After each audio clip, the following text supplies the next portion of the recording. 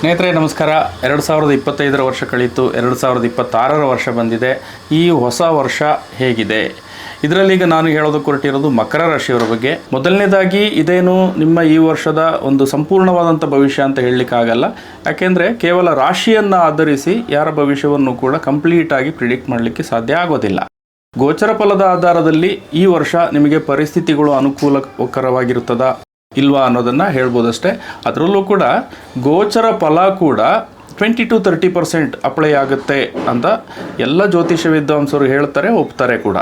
So ಹಂಗಾಗಿ ಈ ಗೋಚರ ಫಲ ಅಥವಾ ಈ ರಾಶಿ ಫಲ ಅಂತ ಏನಿದೆಯೋ ಇದೇ ನಿಮ್ಮ ಸಂಪೂರ್ಣವಾದಂಥ ಭವಿಷ್ಯ, ಇದೇ ನಿಮ್ಮ ಈ ವರ್ಷದ ಸಂಪೂರ್ಣವಾದಂಥ ಫಲ ಅಂತ ಅಂದ್ಕೊಳ್ಳೋದು ಬೇಡ ಅಂತ ಹೇಳ್ತೀನಿ. ಯಾಕೆಂದರೆ ಒಬ್ಬರ ಭವಿಷ್ಯವನ್ನು ಕಂಪ್ಲೀಟಾಗಿ ಪ್ರಿಡಿಕ್ಟ್ ಮಾಡಬೇಕು ಅಂದರೆ ಅವರ ಜಾತಕ ಜನ್ಮಕುಂಡಲಿ ಬೇಕೇ ಬೇಕು. ಜನ್ಮಕುಂಡಲಿಯಲ್ಲಿ ಗ್ರಹಗಳ ಪೊಸಿಷನ್ ಹೇಗಿದೆ, ಜೊತೆಗೆ ಈಗ ನಡೀತಾ ಇರುವಂಥ ದಶ ಯಾವುದು, ದಶೆಯ ಅಧಿಪತಿ ಗ್ರಹ ಯಾವುದು, ಆ ಅಧಿಪತಿ ಗ್ರಹ ಎಲ್ಲಿ ಸ್ಥಿತ ಆಗಿದೆ, ಅಂತರದಶ ಯಾವುದು, ಷಡ್ಬಲ ಎಷ್ಟಿದೆ, ಯಾವ ನಕ್ಷತ್ರದಲ್ಲಿ ಆ ಪ್ಲಾನೆಟ್ ಸ್ಥಿತ ಆಗಿದೆ, ಸೊ ನವಾಂಶದಲ್ಲಿ ಅದರ ಸ್ಥಿತಿ ಹೇಗಿದೆ, ಹೀಗೆ ತುಂಬ ವಿಚಾರಗಳನ್ನು ಪ್ರಿಡಿಕ್ಷನ್ನಲ್ಲಿ ತರಬೇಕಾಗುತ್ತೆ. ಸೊ ಕೇವಲ ಒಂದು ರಾಶಿಯಿಂದ ಅದು ಸಂಚಾರದಲ್ಲಿರುವಂಥ ಒಂದು ಪ್ಲಾನೆಟ್ಟು ಅದನ್ನು ನೋಡಿ ಈ ಕಂಪ್ಲೀಟ್ ಪ್ರಿಡಿಕ್ಷನ್ ಅಂತ ಮಾಡೋದು ಜ್ಯೋತಿಷ್ಯದಲ್ಲಿ ಅಂಥ ಪದ್ಧತಿ ಇಲ್ಲ. ಪ್ರತಿಯೊಬ್ಬರ ಜೀವನದಲ್ಲೂ ಪ್ರಧಾನವಾಗಿ ಪಾತ್ರ ವಹಿಸೋದು ಸದ್ಯ ನಡೀತಾ ಇರುವಂಥ ದಶೆಗಳೇ. ದಶೆಯ ಜೊತೆಗೆ ಗೋಚರ ಫಲವನ್ನು ಅನ್ವಯಿಸೋದು ಜ್ಯೋತಿಷ್ಯದ ಒಂದು ಪದ್ಧತಿ ಅಷ್ಟೇ. ಅಂದರೆ ಗೋಚರ ಫಲ ಅನ್ನುವಂಥದ್ದು ಏನಿದೆ ಅದೊಂದು ಟೂಲ್ ಅಷ್ಟೇ. ಸೊ ಅದೇ ಕಂಪ್ಲೀಟ್ ಭವಿಷ್ಯ ಆಗಲ್ಲ. ಲಾಜಿಕಲಿ ನೋಡಿದ್ರೂ ಕೂಡ ಈಗ ಭಾರತದಲ್ಲಿ 140 ಕೋಟಿ ಜನಸಂಖ್ಯೆ ಇದೆ ಅಂದಾಜು ಪ್ರಕಾರ. ಸೊ ನಾವೀಗ 12 ರಾಶಿಗಳನ್ನು 140 ಕೋಟಿ ಜನರಿಗೆ ನಾವೀಗ ಡಿವೈಡ್ ಮಾಡಿದ್ರೂ ಕೂಡ 11 ಕೋಟಿ ಜನರಿಗೆ ಒಂದೇ ರಾಶಿ ಬರ್ತದೆ, ಹೆಚ್ಚು ಕಡಿಮೆ ಸರಾಸರಿ.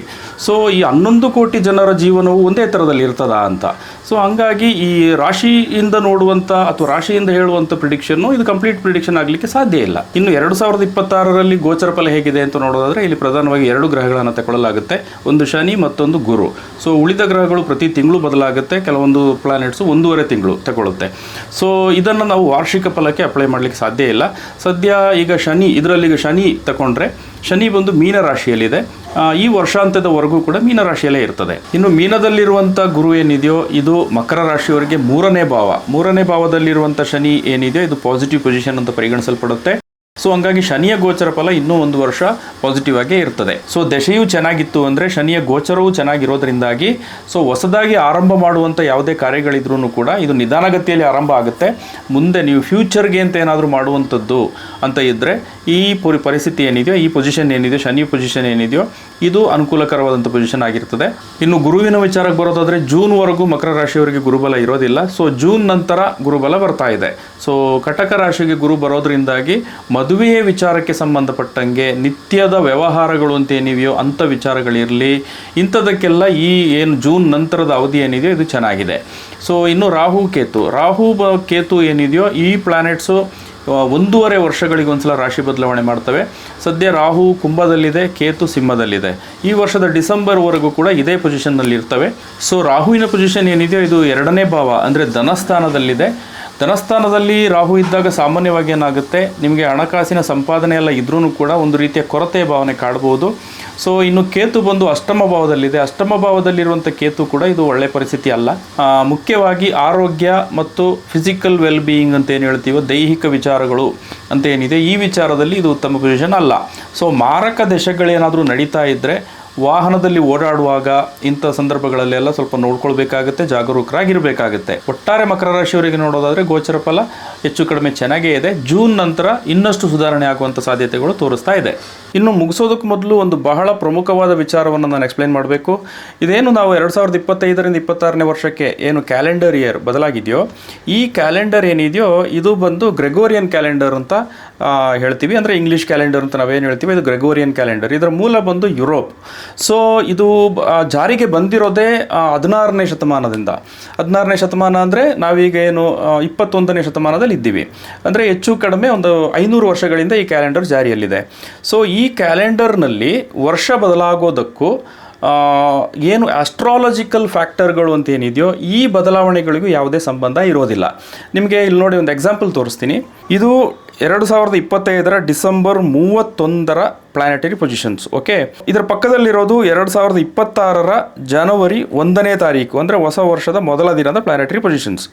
ಸೊ 25ರ ಕಡೆಯ ದಿನ, 25ರ ಏನು ವರ್ಷದ ಕೊನೆಯ ದಿನ ಏನಿದೆಯೋ, 26ನೇ ವರ್ಷದ ಮೊದಲ ದಿನ ಏನಿದೆಯೋ, ಎರಡರಲ್ಲೂ ಕೂಡ ಏನು ಪ್ಲಾನೆಟರಿ ಪೊಸಿಷನ್ಸ್ ಏನಿದೆಯಲ್ಲ ಸೇಮ್ ಟು ಸೇಮ್ ಇದೆ ನೋಡಿ. ಚಂದ್ರ ಸಾಮಾನ್ಯವಾಗಿ 2.5 ದಿನಕ್ಕೆ ಒಂದ್ಸಲ ರಾಶಿ ಬದಲಾವಣೆ ಮಾಡ್ತದೆ, ಆದರೆ ಇಲ್ಲಿ ಚಂದ್ರನೂ ಕೂಡ ವೃಷಭ ರಾಶಿಯಲ್ಲೇ ಇದೆ. ನೀವೀಗ 31ನೇ ತಾರೀಕಿಗೂ ವೃಷಭ ರಾಶಿಯಲ್ಲಿದೆ, 1ನೇ ತಾರೀಕಿಗೂ ವೃಷಭ ರಾಶಿಯಲ್ಲೇ ಇದೆ, ಅಂದರೆ ಚಂದ್ರ ಕೂಡ ರಾಶಿ ಬದಲಾವಣೆ ಮಾಡಿಲ್ಲ. ಸೊ ನಾವು ಫಾಲೋ ಮಾಡ್ತಾ ಇರುವಂಥ ಇಂಗ್ಲೀಷ್ ಕ್ಯಾಲೆಂಡರ್ಗೂ ಈ ಆಸ್ಟ್ರಾಲಜಿಕಲ್ ಫ್ಯಾಕ್ಟರ್ಗಳಿಗೂ ಏನು ಬದಲಾವಣೆ ಅನ್ನೋದೇನಿದೆಯೋ ಅದಕ್ಕೂ ಸಂಬಂಧ ಇಲ್ಲ ಅನ್ನೋದು ನಿಮ್ಗೆ ಇಲ್ಲೇ ಗೊತ್ತಾಗ್ತಾ ಇದೆ. ಜ್ಯೋತಿಷ್ಯದಲ್ಲಿ ಸಾಮಾನ್ಯವಾಗಿ ಫಾಲೋ ಮಾಡೋದು ನಮ್ಮ ಭಾರತೀಯ ಪಂಚಾಂಗವನ್ನು. ಭಾರತೀಯ ಪಂಚಾಂಗದಲ್ಲಿ ಆ್ಯಕ್ಚುಲಿ ತಿಥಿಗಳು, ನಕ್ಷತ್ರಗಳು ಇಂಥದೆಲ್ಲ ಬದಲಾವಣೆ ಆದಾಗಲೇ ವರ್ಷ, ತಿಂಗಳು, ದಿನ ಅಂತ ಬದಲಾಗೋದು. ನಾನು ಆಗಲೇ ಹೇಳ್ದಂಗೆ ಏನು ನಮ್ಮ ಇಂಗ್ಲೀಷ್ ಕ್ಯಾಲೆಂಡರ್ ಜಾರಿಗೆ ಬಂತೋ ಇದಕ್ಕೂ ತುಂಬ ಶತಮಾನಗಳ ಹಿಂದಿನಿಂದನೇ ಭಾರತದಲ್ಲಿ ಜ್ಯೋತಿಷ್ಯ ಇದೆ. ಸೊ ಈ ಜ್ಯೋತಿಷ್ಯ ಬಂದು ಆವಾಗಲಿಂದನೂ ಫಾಲೋ ಮಾಡ್ತಾ ಬಂದಿರೋದು ಏನು ತಿಥಿ ನಕ್ಷತ್ರಗಳ ಬದಲಾವಣೆ ಅಂತ ಏನಿದೆಯೋ ಇದರ ಆಧಾರದಲ್ಲಿರುವಂಥ ಭಾರತೀಯ ಪಂಚಾಂಗವನ್ನು. ಸೊ ಭಾರತೀಯ ಪಂಚಾಂಗದ ಪ್ರಕಾರ ನಮ್ಮ ವರ್ಷ ಬದಲಾಗೋದು ಯುಗಾದಿಗೆ.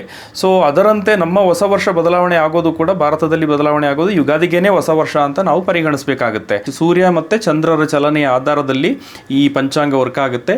ಸೊ ಅದನ್ನೇ ಇಲ್ಲಿ ನಾವು ಜ್ಯೋತಿಷ್ಯ ಶಾಸ್ತ್ರದಲ್ಲಿ ಅನ್ವಯಿಸ್ತಾ ಬಂದಿರೋದು. ಆದರೂ ಕೂಡ 2026ನೇ ಕ್ಯಾಲೆಂಡರ್ ವರ್ಷದಲ್ಲಿ ಪರಿಸ್ಥಿತಿಗಳು ಅನುಕೂಲಕರವಾಗಿದೆಯೋ ಇಲ್ವೋ ಅನ್ನೋದನ್ನು ಇನ್ ಜನರಲ್ ನಾವಿಲ್ಲಿ ತಗೊಳ್ಬೋದು.